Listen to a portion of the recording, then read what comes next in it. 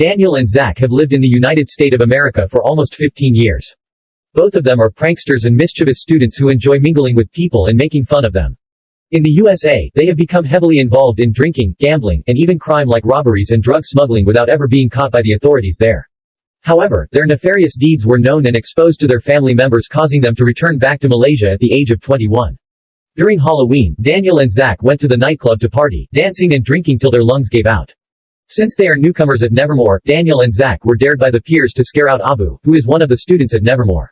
Both of them happily agreed to it and drove to Abu's house together, where each one of them were fully dressed in terrifying ghoulish costumes and hiding their faces with hideous alien masks. They also brought along their guns and kept them inside the car like they used to in the USA.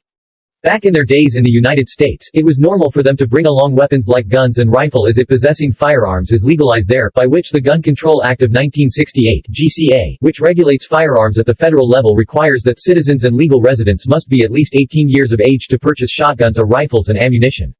On the contrary, according to Section 3 of the Malaysia Arms Act 1960, no person shall have in his possession, custody or control any arms or ammunition unless he is the holder of an arms license. Thus, it can be inferred that no one in Malaysia is authorized to possess firearms in whatever shapes or sizes until they have received a license to do so. Nonetheless, as they had been living almost a decade in the USA, they brought along their firearms, as they were not informed nor acknowledged on the position of law in Malaysia upon their returning to their homeland. Abu is actually an outcast, who is obsessed with mystical creatures like aliens, ghosts and demons, but he is easily frightened by them. Once they arrived at Abu's residence, Daniel and Zach break into the house from the back door. Meanwhile, Abu, who had just woken up from a nightmare of being chased after two aliens who wanted to kill him, went into the kitchen to calm himself. When he entered the kitchen, he was surprised to find the same aliens from his nightmare to be in front of him, and to his horror the aliens started to get close to him. Abu, who was in a panic state and who had mistook Daniel and Zach in the costume for real aliens, started to reach out for a weapon near him. He found a knife and threw it directly to Daniel, and the knife ended up landing on Daniel's right leg. Daniel began to fall to the ground and cried out in pain.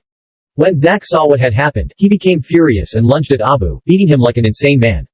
However, Abu was not home alone. His mom, Sarah, who was recently giving birth, was trying to put the newborn baby into sleep but stopped when she heard chaos in the kitchen. She was surprised to see the fight, specifically witnessing her son, Abu, being beaten to death by an alien along with another alien who was drenched in blood. When Zach was enjoying beating Abu repeatedly, Sarah rushed forward abruptly and tried to interfere before the blow could land on Abu again. The sudden appearance of Sarah in front of Zach's eyes had caught him off guard, and unintentionally the strong blow coming from Zach's accidentally hit it on her lower stomach, causing blood to gush out from her mouth. Too dumbfounded with what had just happened, Zach started to panic and ran out of the house, leaving Daniel alone with the victims that he had just assaulted. In a hurry to leave the crime scene, Zach drove the car at a speed of 80 kilometers per hour. Suddenly, the back tire went flat and the car lost control, making him feel more distraught and panicked, which later caused him to run over a little boy named Raju, who was crossing the road in the residential neighborhood. Simultaneously, near the accident, there was a roadblock as the police were searching for the alleged drug dealers. The police then arrested Zach since he was speeding recklessly and it resembled him as one of the drug smugglers. During the ransacking, the police found a bag full of heroin as well as firearms in the bonnet. Zach vigorously denied the possession and told the police has arrested the wrong person. Notwithstanding, the police made a sobriety and drug test which resulted in the conclusion that Zach was driving recklessly under the influence of alcohol and drugs. Daniel ended up with grievous injuries on his leg and Sarah ended up dying due to internal bleeding after 2 weeks in a coma.